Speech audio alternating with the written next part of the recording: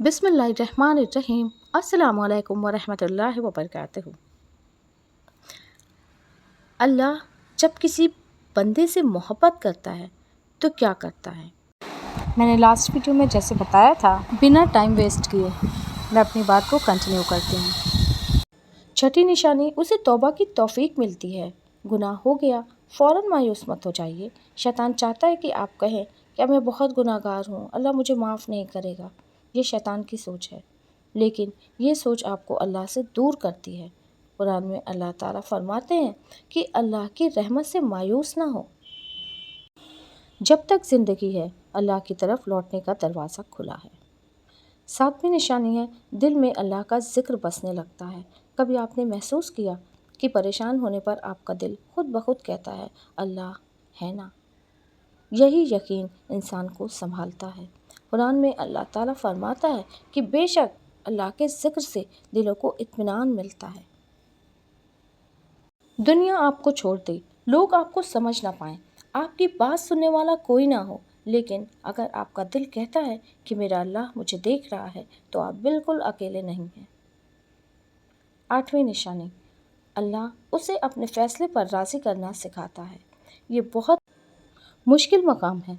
हम दुआ करते हैं, या अल्लाह मेरी मर्ज़ी पूरी कर दे, लेकिन धीरे धीरे बंदा इस मकाम तक पहुंचता है कि या अल्लाह जो मेरी मर्ज़ी है वो नहीं, जो तेरी रज़ा है वो कर दे।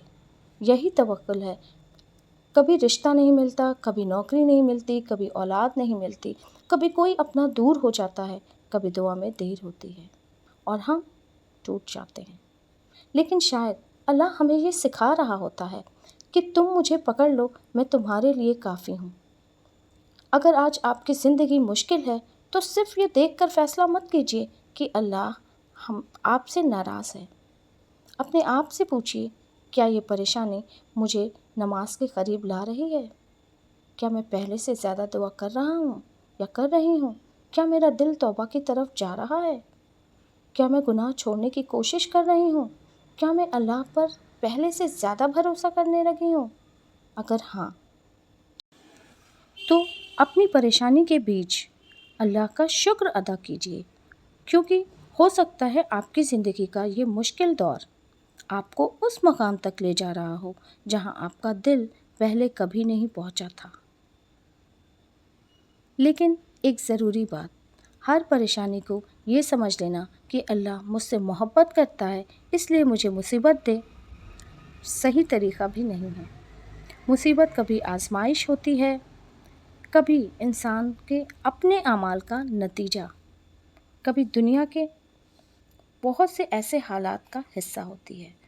इसलिए हमें किसी के भी बारे में फ़ैसला नहीं कर लेना चाहिए कि उसकी परेशानी देख के कि अल्लाह उससे मोहब्बत करता है या अल्लाह उससे नाराज़ है।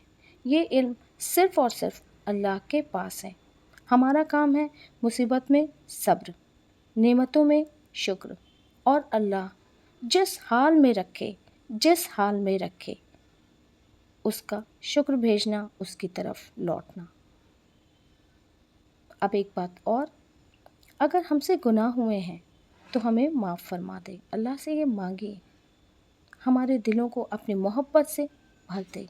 हमें नमाज की पाबंदी अता फरमा, कुरान से हमारा रिश्ता मजबूत कर दे, हमें गुनाहों से बचा ले, हमें तौबा करने की तौफीक दे दे, मुसीबत में सब्र और नेमत में शुक्र अता फरमा, हमारे दिल को अपने ज़िक्र से ज़िंदा रख दे, और जब हम दुनिया से जाएं तो हम से तो राज़ी हो। आमीन या रब्बल आलमीन। और चलते चलते ये आखिरी बात, अगर आज आपकी ज़िंदगी में कोई परेशानी है तो टूटिए नहीं। अगर कोई अपना दूर हो गया है तो अल्लाह को पकड़ लीजिए। अगर आपकी कोई दुआ अभी तक पूरी नहीं हुई तो दुआ करना मत छोड़िए, और अगर आपसे कोई गुनाह हो गया है तो तौबा करना मत छोड़िए, क्योंकि हमारा रब ऐसा रब है जिसकी रहमत हमारी गलतियों से बहुत बड़ी है।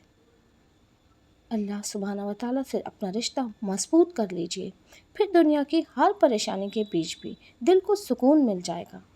अगर ये बात आपके दिल तक पहुंची हो तो इसे کسی ایک انسان تک ضرور پہنچائیے گا جو اس وقت کسی پریشانی سے گزر رہا ہو سکتا ہے آپ کے ایک شیئر کرنے سے اس کے دل میں پھر سے امید پیدا ہو جائے۔